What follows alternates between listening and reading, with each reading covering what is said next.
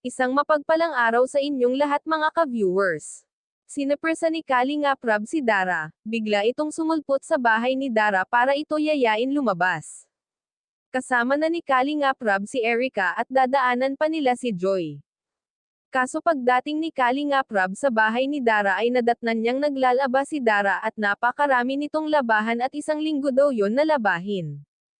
Kaya ang ginawa ni Erica ay tinulungan niya si Dara maglaba.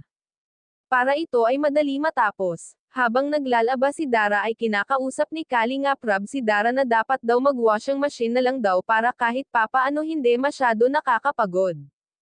Tinanong nga ni Rab kung gusto ni Dara ng washing ngiti lang ang sinagot nito at tuloy-tuloy na nagkukusot.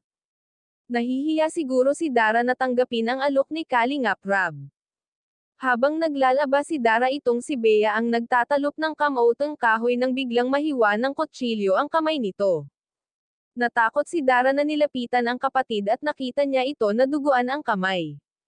May ilan pa nga na nagkomento na dapat daw talaga may kasama sa bahay ang magkapatid na ito katulad nga daw iyan kahit hindi gawain ng bata gagawin na lang kasi walang ibang gagawa.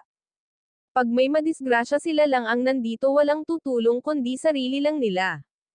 Kaya nanawagan ang isa sa mga kasama ni Kalingap Rab na kung nasaan man ang tatay nila umuwi na para may kasama na ang mga anak mo dito. Pagkatapos nga maglaba ni Dara ay gumayak na ito. At siya ay hinihintay na ni Kalingap Rab at sila ay kakain sa restaurant may nag-sponsor daw kasi sa kanilang nadalhin sa restaurant si Erica Joy at Dara at siya daw ang bahala magbayad, kaya sinundo ni Kalingap Rab ang tatlo para sabay-sabay na kakain sa restaurant. Hanggang dito na lang muna ang update ko mga Kalingap. Bago tayo magtapos huwag natin kalimutan suportahan ang ama ng Kalingap na si Val Santos Matubang at si Kalingap Rab. Maraming salamat mga Kalingap. God bless sa inyong lahat.